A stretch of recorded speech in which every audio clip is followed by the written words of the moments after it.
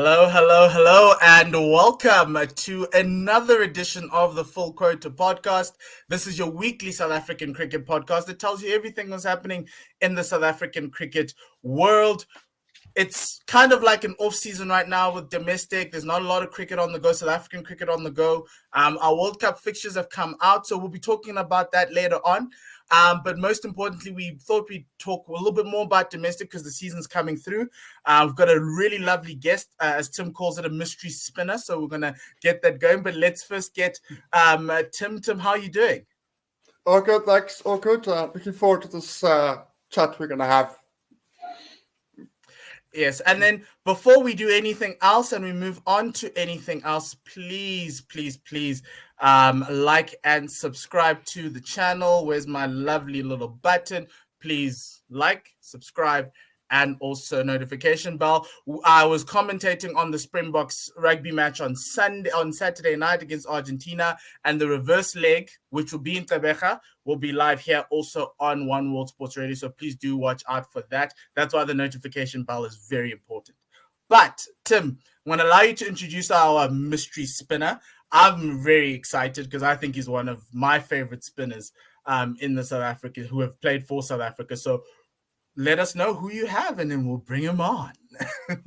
We have former Proteas and current coach of the Warriors, Robin Peterson.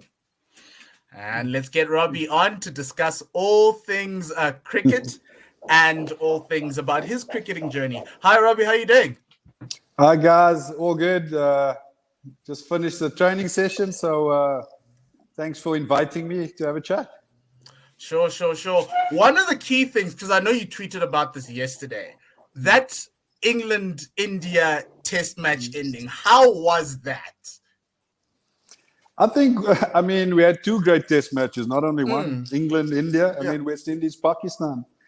I think it's undeniable that test cricket's still the number one. I mean, if you ask cricketers around the world, I mean, test cricket's still what they gravitate. You can't, it's so unpredictable, the ebbs and flows, the drama.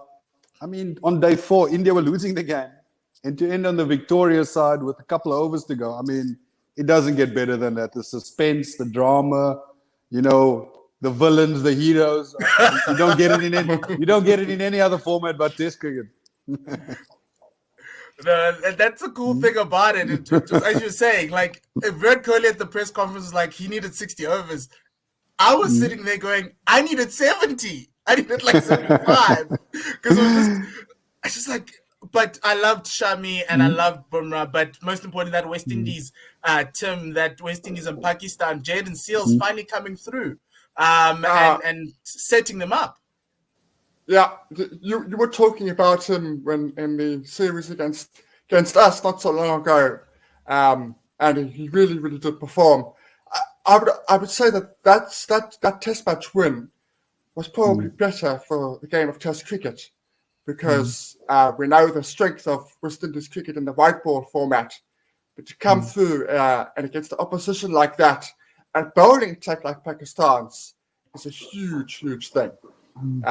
And again, it was a game that had everything. It had ebbs and flows like you would not believe. So it was really good to see. Awesome. That's very good. Robbie, I'm just gonna jump into everything. One thing I've always wanted to know is how you got into the game. How did you start playing cricket? Did you play like us in the townships, playing backyard cricket in the streets, trying all types of things, or did you go the more traditional route? Most certainly not the traditional route. I was very fortunate to grow up in Galvindale.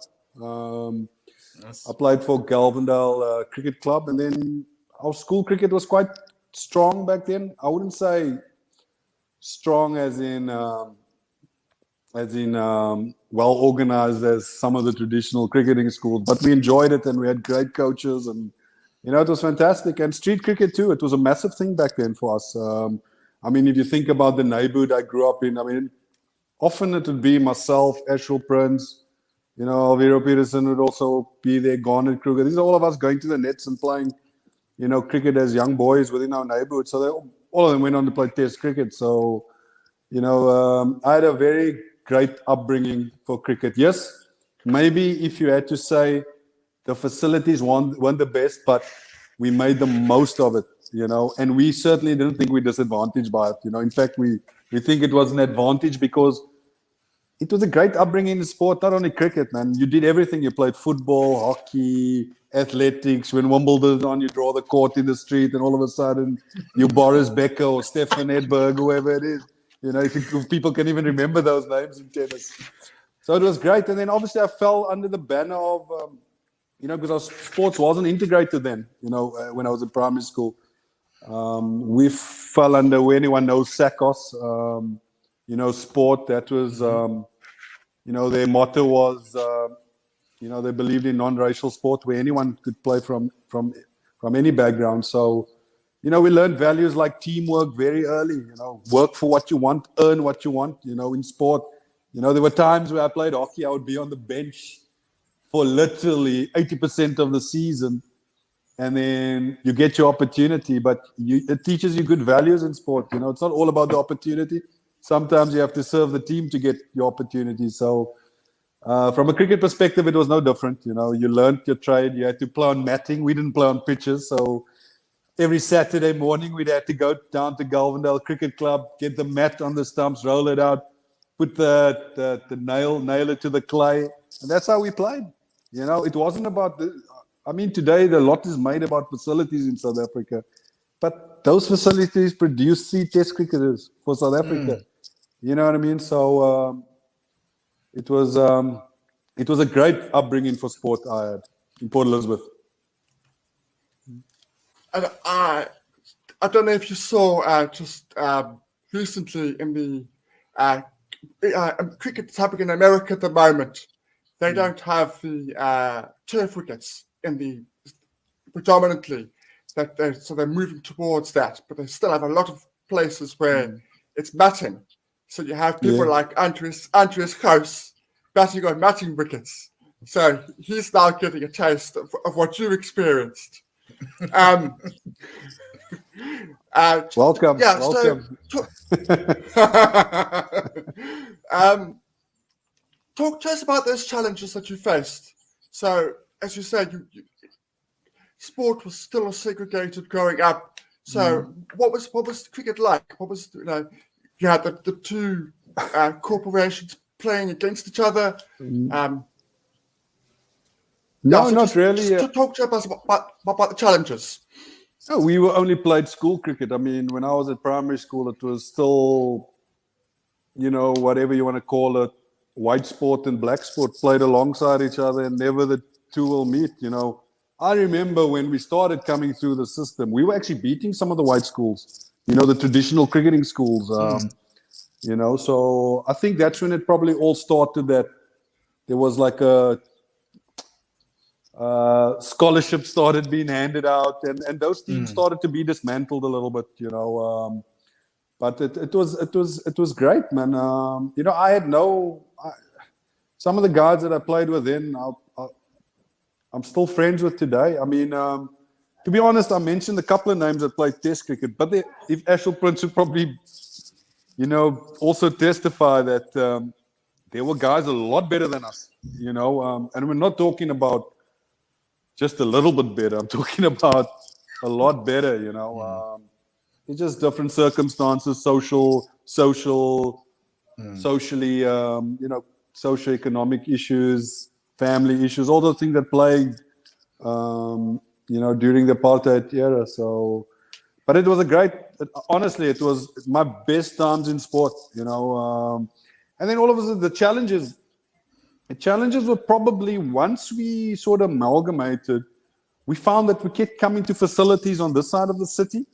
So, I mean, I would often take 3 taxis to get to it, with my cricket bag, and you go to the taxi and you catch a taxi, you put it over the laps. But people understood, that was just how we traveled. So people know, you're going to cricket today. Yeah. We'll come put your bag. I'll carry it. I'll help you out. And everyone would just try and support each other. And you go from one taxi, and then you get another one, and a third one. But eventually you get to training, So that's how it was. Those were the little challenges, but they make you at the end of the day, I believe. It just depends how you look at it. For me, it was, and Ashwell and I have this conversation a lot. It's about, it actually built our resilience. And if we were going to get there, and we were never going to have to, giving up was not an option. You had to just keep going at it. So it built your resilience, and you develop skills that, cricket teaches you some hard lessons, and you get dropped. You have to work your way back into the team. You're not getting selected. You have to hang tight. And so those are the challenges. But like I said, to some people, they're challenges. To us, they made us as people and as cricketers. And then, Robbie, when you got into, obviously you made it to the Proteas, when you got that first call to say that, hey, you're in the setup, you're going to get the tracksuit, you're there. How was that first phone call?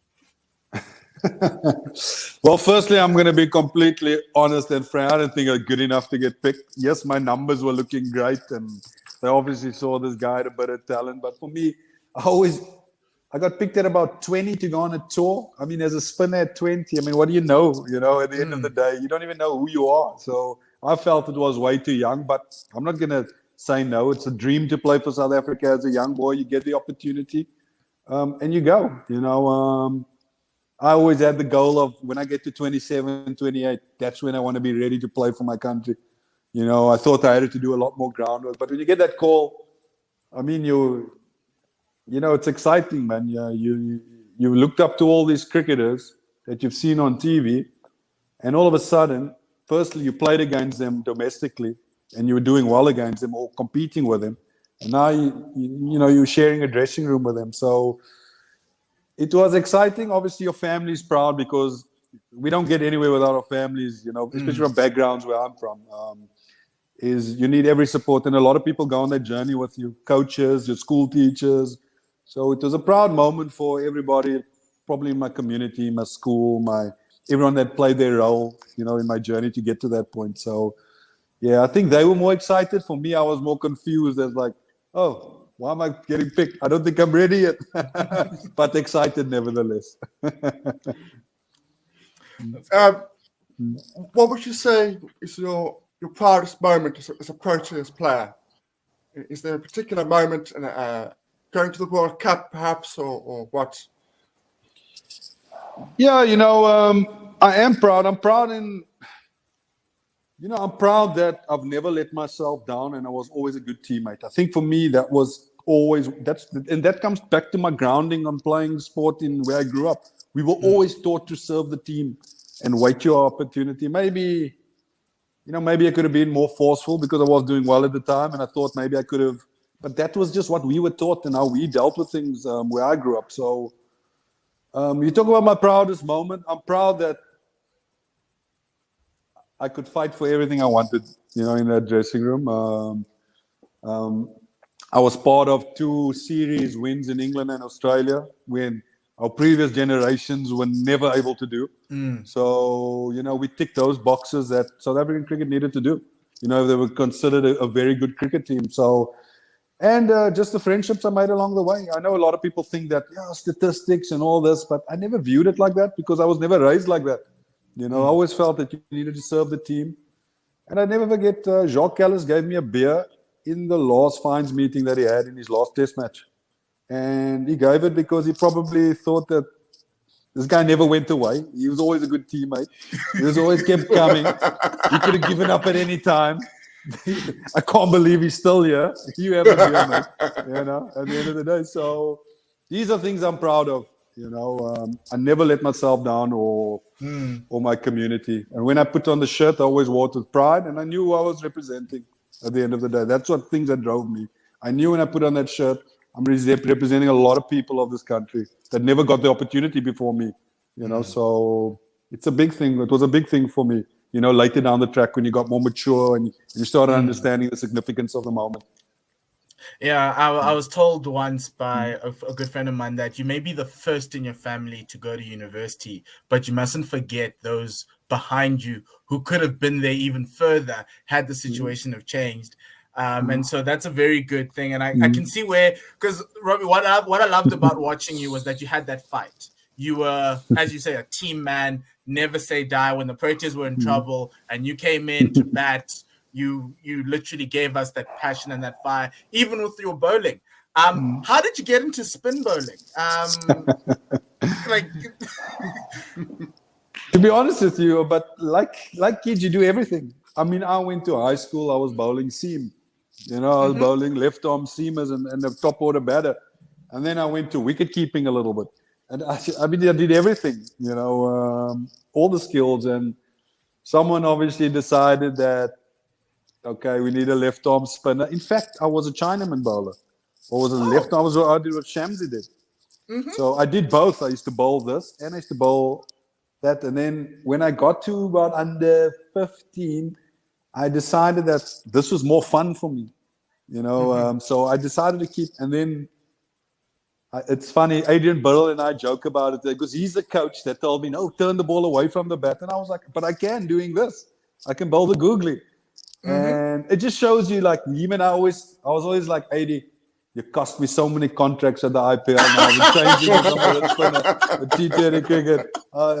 And we joke about it, but everyone's got a different journey. So when I see kids with a little bit exceptional skills that you try and pull them into your team.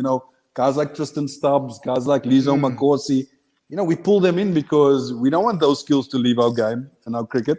Because these are match-winning skills that we need to hone and nurture and give opportunity. So, yeah, as far as left-arm spin, I think Adrian Burrell turned me into an orthodox spinner where I was a little bit more left field and bowled wrist spin.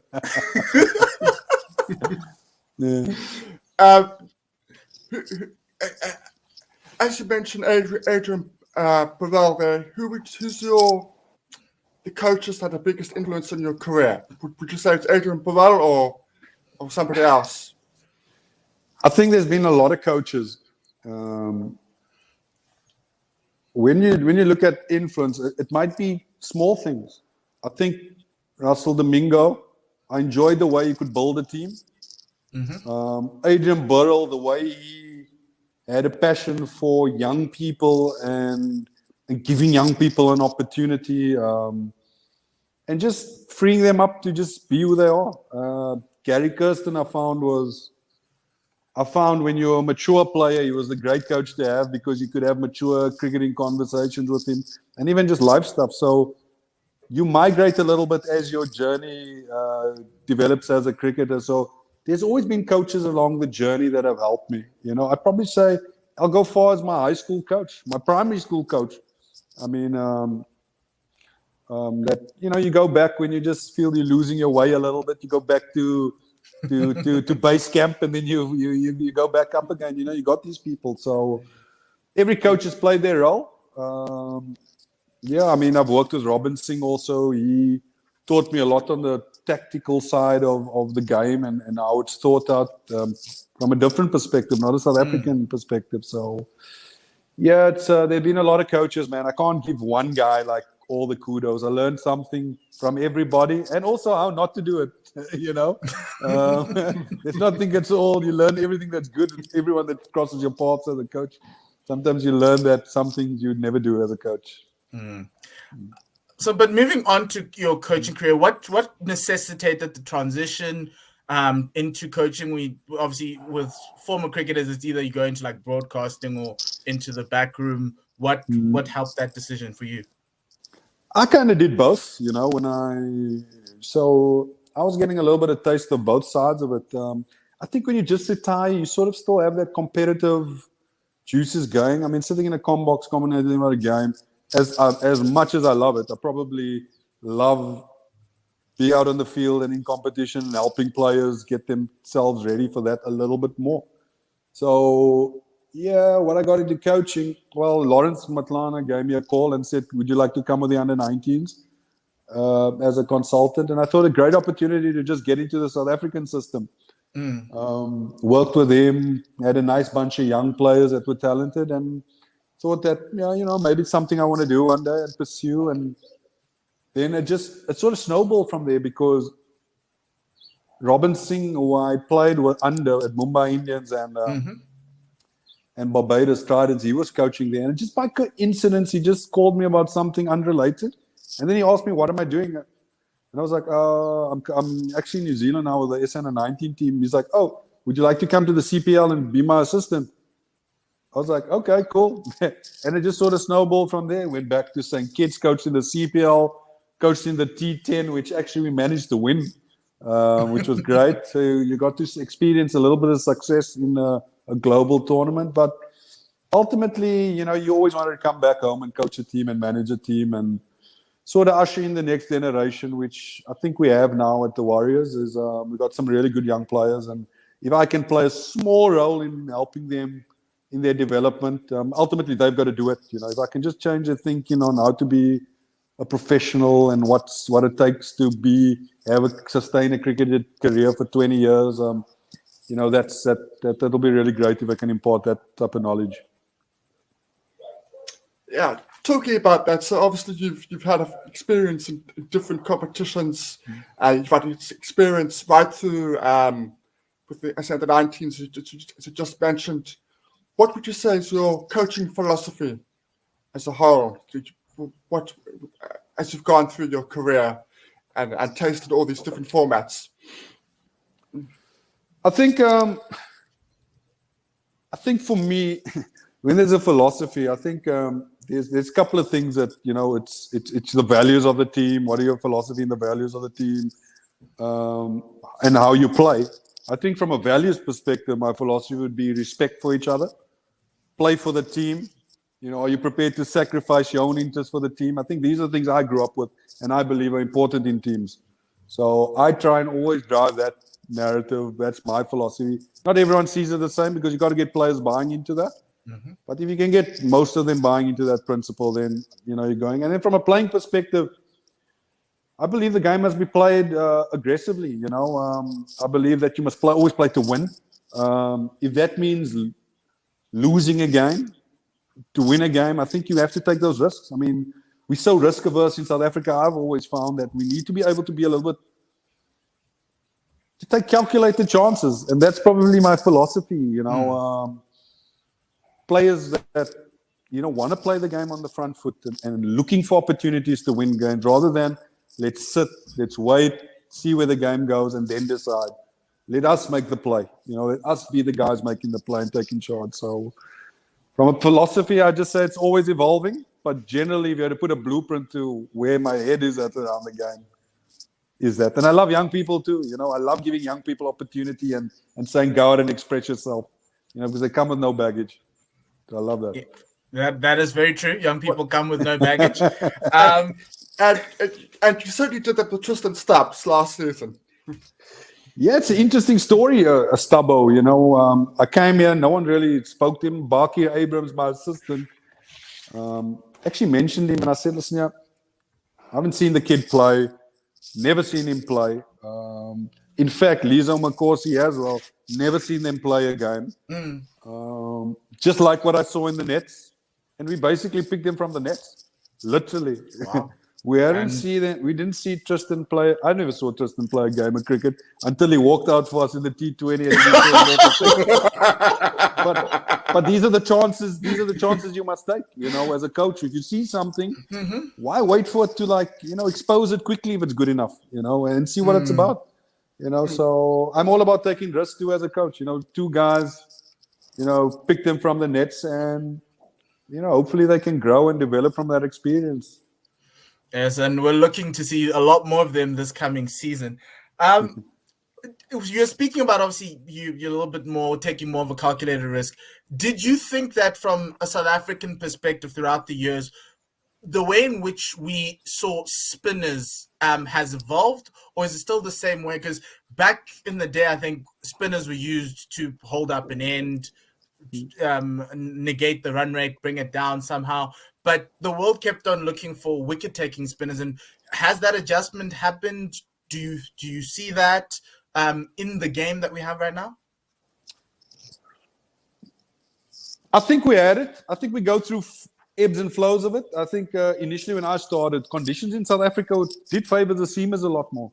But as conditions evolve and there's been more traffic on our squares, I mean, Durban never ever played the way it does now when I started playing. You know, it's only towards my last season or two where actually spinners were in the mix in Durban a lot more than ever. So I think conditions have evolved, which means you get a lot more spinners playing, and people are starting to see that, hey, you need to introduce the skill and, you know, into our cricket. You know, I don't know what the philosophy or thinking is around, you know,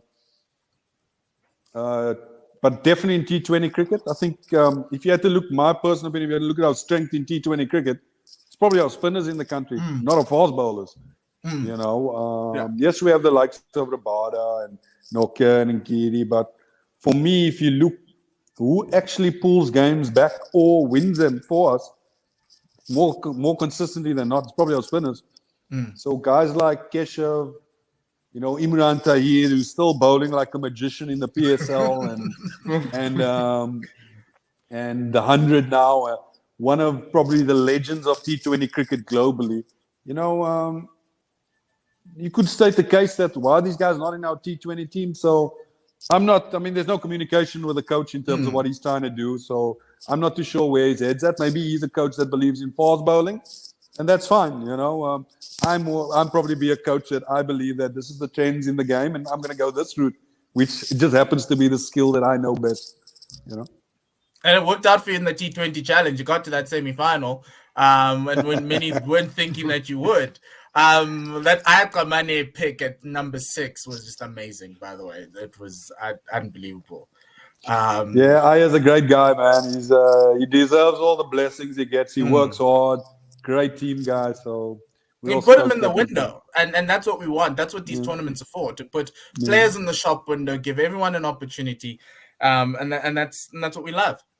Yeah, no, it's good. But I mean, people wrote us off, but for no point did we ever, you know, think. I mean, we lost our first couple of games, but it wasn't by far. You know, our average age was probably we were the youngest team in the comp. You know, our average age was like 22. So to go toe to toe with pretty much a South African team in the Lions, I mean, across 80 overs of the Lions, we only lost by 7 runs at the end, or there was an 8-ball difference. Yes, you know, for a young team to actually buy into the game plan and push pretty much a national team close in 2 games, I thought from a development perspective, if we can keep it together, this team, then, you know, you can grow it as you go along, but it's not that straightforward. You know, you'd like to keep most players, but it doesn't always work out. That is true. Talking about that, with the season just around the corner and losing players and adding players, where are the Warriors right now? I know you've lost Kamani and Valley, but you've also brought in a couple of guys as well. So where are the Warriors at the moment in terms of the squad? Are you happy? Yeah, we're happy. We're happy. I mean, we lost Aya Gamani decided to go up to the Titans. Gian Klute has also gone up. We've lost Mo Valley,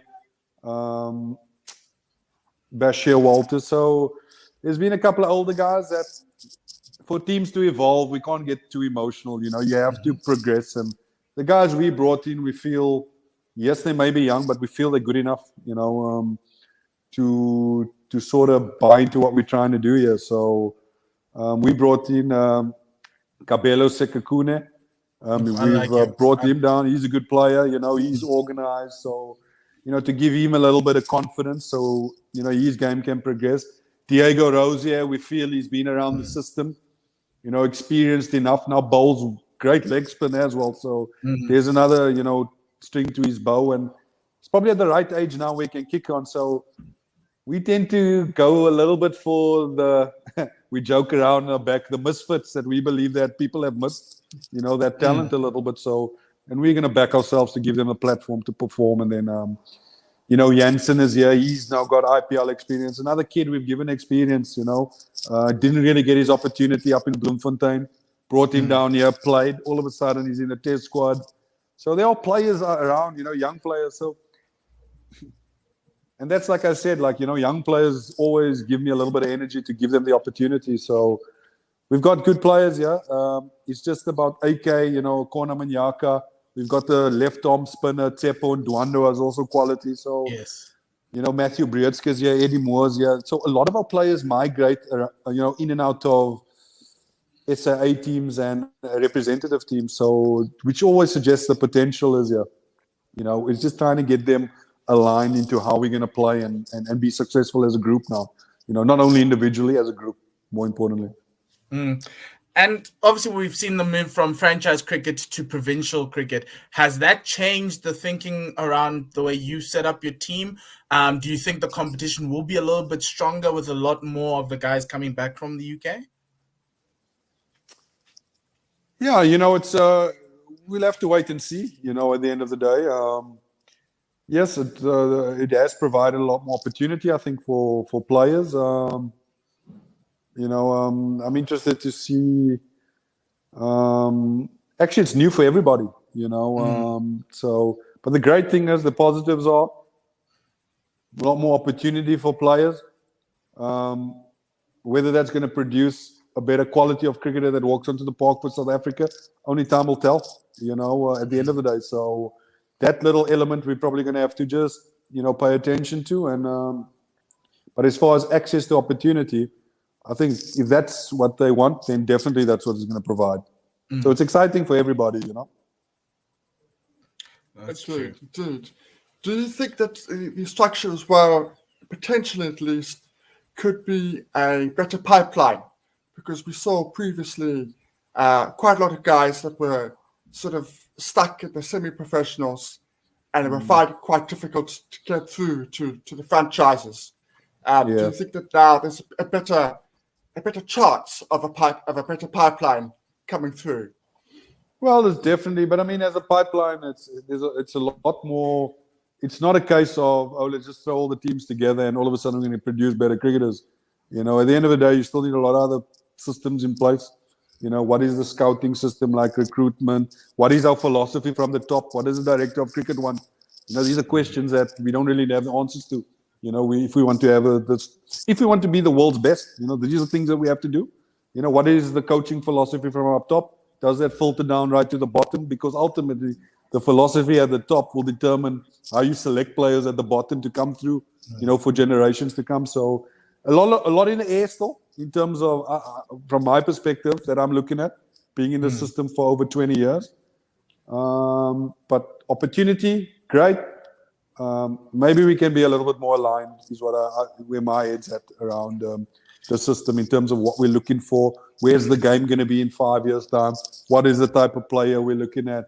How are we going to grow cricketers in townships? These things we don't really have the answers for at the moment, and they're really pertinent things to make us the world's best. That's true, and I think alignment has always been key, and I think it's one of the the majority criticisms that we've had.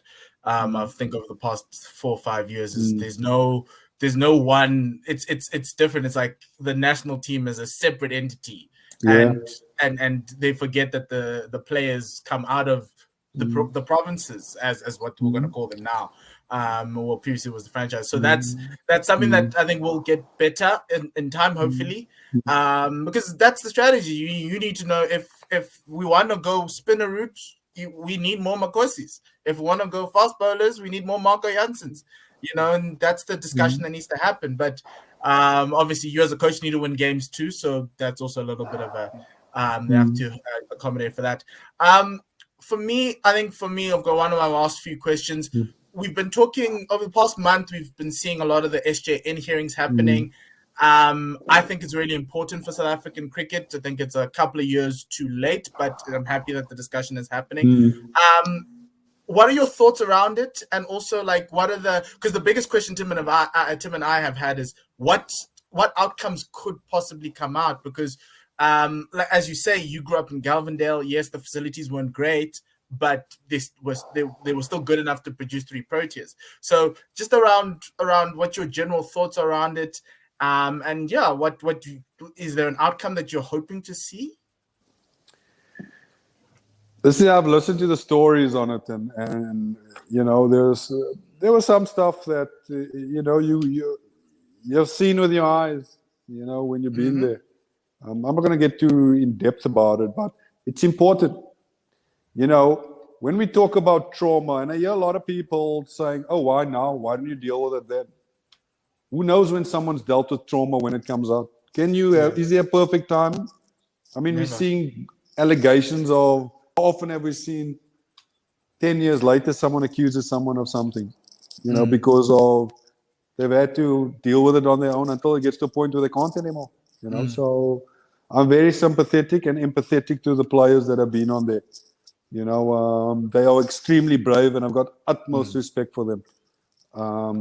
I do understand their story.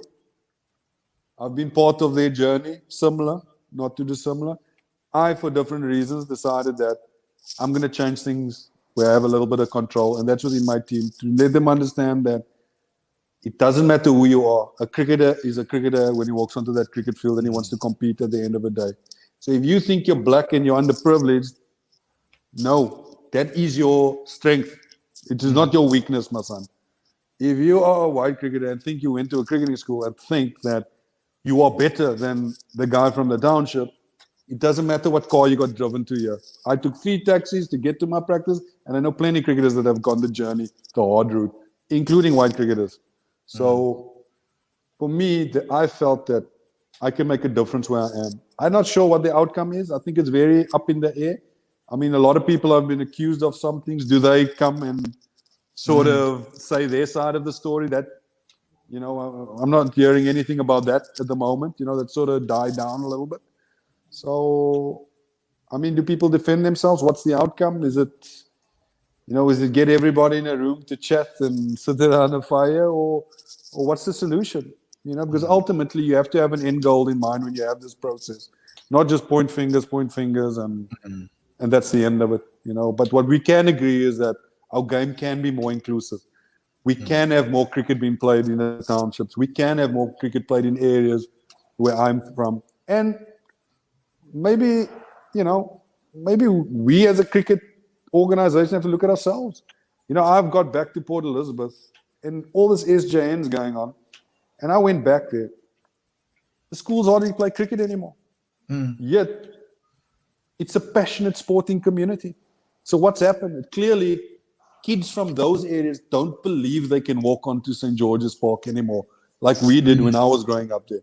I think when you have a path to the top and it's clearly defined, I think that's missing in our cricket a little bit, where the boy from Dingy, like Makai and Teeny, there was a defined path how I get to play for the Proteas. I'm not sure that's the case anymore in our country. And we need that, I believe, something that needs to be resolved. We can't force cricketers to be developed. But if you keep access to that, maybe you're going to get a few more. And it takes money. And to bring money into the game, we need to understand the business of cricket. We need to be in the top 3 in the world in all formats. If we don't get the best broadcast deals. We don't play against the high-profile teams consistently. So it's a catch-22, and we have to all sit around the table, put our heads together, and say, this is what we're going to do. This is what we need to do to get it right. So, yeah, from an SJN perspective, I always thought that's where we need to focus on, if that's the outcome on this whole thing. And you know what? I always thought I had a better way of the way trials were. We played in mixed teams. So kids from all these private schools, we'd all play on one team. So they wouldn't play in their own team for the rest of the year. So they only get used to playing with a certain type of individual in their team. We played with black cricketers, colored cricketers, township cricketers, guys from privileged backgrounds, played in 6 teams, and that's our trial. So they got to understand that this is his skill, and you're appreciating the guy for his skill now. Not that I've had the best facilities and now I'm better than you. I've outskilled you today because I actually have the talent and skill, and we played in the same team, and my skill won the game today. Tomorrow, your skill will win the game regardless of color. So, I don't see a lot of that happening anymore. It was definitely a lot more integration then than there is today, I find, when I grew up. We've gone away from that. And it's society, man. I think sometimes, there's a lot more distractions in terms of social media telling you how it is, telling you where actually, at the end of the day, we're all South Africans. We want the best for our country, whether it's sport, economics, living conditions. We can all agree on those things, but we have to put our heads together to sort of fix that. I know I've gone a little bit off the tangent here, but no, that's but that's what I was saying is that the SJN hearings are a microcosm of the South African society. What's happened I could relate to a lot of the stories because of what I experienced in my life outside in my just everyday corporate life. And to a certain extent, that's what it is. And we can't run away from it. I'm happy that we are talking about it. And as you say, all your points are important. You know, we do need to find a way to give access. It's just about opening it up. Open up the sport, show the pathway through. I think we had Dinesha Devnaran on here last week, and she hit all the age group teams in women's cricket to get to the Proteas. If that's a route, that's fine. At least that's what we know. But a lot of the kids don't have that, you know. Sitting in Force right now, I love playing cricket. I played cricket in the streets, but I could never translate it from the streets back into a club system because there wasn't any at the time, and the only place I could play cricket was at school. And when I got to high school, I felt like actually I was so far behind with everybody else because everyone was so ahead and my development was so behind. I chose another sport called basketball because of the fact that I was like, okay, look, it's too expensive. I'm not gonna do it. I've fallen behind the curve, even though I love the sport. But that's something that we can't lose people in the system like that, because I could have been a Protea, but it's the way the system works because there's no access, there's no information, there's no effort. We need that effort. And my one point was getting former Proteas, white Proteas, to adopt a township. CSA builds the facilities, they can start their coaching careers coaching township kids. You know, if they really do want to be a part of transformation, that could be the start. And then you start building tournaments and things around that in getting people playing in mixed teams and doing all these things. But it starts from seeing your heroes where you are and getting to those people. Yeah, and you hit the nail on the head there. It's about opportunity. But like I will say again, I was not underprivileged growing up as a cricketer. And it's purely because we played organized cricket regularly. We didn't just after 92 when South Africa went to the World Cup started playing cricket. Cricket's been played in my community before I was even born, and there's a rich history and culture, and it needs to be respected. You know, those are great cricketers that played there. If you play on a mat, you ain't going to average 50. You're going to be averaging 30, which is equivalent to 50 at St. George's Park. So there's a lot of players that people look at averages and they say, oh, he couldn't have been that good. He only averaged 30. Okay, you try and average 30 in those conditions. And then you can tell me again how easy it is to play the game. So I agree with you. I think it's important that we open access, but not give people just the free ride. You know, you still got to work and earn what you want. You know, and we mustn't only think that, I'll come back again. You know, when cricket amalgamated, we were beating like a lot of the white schools. You know, there Rory Kleinveld told me a story when him and JP then played for Plumstead, and they beat Rondebosch and with all these guys playing. And so it happened. It won't happen today, but it happened then. You know, I'll come back to my upbringing again. I was very fortunate. I played with multicultural teams right through my age. I got to know, and it actually is an advantage when you play with people from different mindsets and cultures. I played with the Muslim guy, the Indian guy. You know, you start understanding, okay, on a Friday, he goes to the mosque, so he's going to run, he's going to be a bit late. And, you know, you start developing just an understanding of, hey, you're not the only type of people in this country. You know, there are other people, not only in terms of looks, but in terms of religion, family values, all these other things. So, yeah. I think we could definitely do better, especially at the grassroots level. Yeah. Going forward, I think that's certainly true. Just one last thing from me. Okay, so the fixtures are not out, but we do have the CSA T20 knockout competition next month. So we know that's happening. We know the groups. We know the teams. What is your plans for that tournament? Are you using that as a pre-season tournament, or what are your plans for that tournament? And what are your thoughts on it? Yeah, I think it's great. I think it gives access to opportunity. I know there's under 19 teams also playing in it, so great for them. Gives the perceived smaller teams an opportunity to play against teams from the sort of more traditional venues and see what it's about. It could be a scouting opportunity to look at who's in the lower teams that you can bring in. That's might have been missed by one of the top teams. So I think it's great. For me, like I said, we've got a pretty young team too. So we got to try and develop that culture on how we're going to play. And it's not going to change too much from the CSA T20 challenge we had last year. I think we can adopt the same philosophy and a better understanding of how we want to operate. But it's exciting, man. There's a lot of cricket to be played. I think we go in the knockout, play a couple of 4-day games, and then we go into the MSL. So I think there's a lot of cricket to look forward to if you're a South African cricket fan over the next couple of months, for sure. Yeah, no, that's very true, Robbie. It's a lot of cricket coming up, and I'm excited to see the youngsters in your side. Tristan Stubbs is I think everyone's hot topic. But if you can give Lisa a lot more opportunities, fine by me. As a spin fan, by the way, I love spin bowlers. It's ridiculous.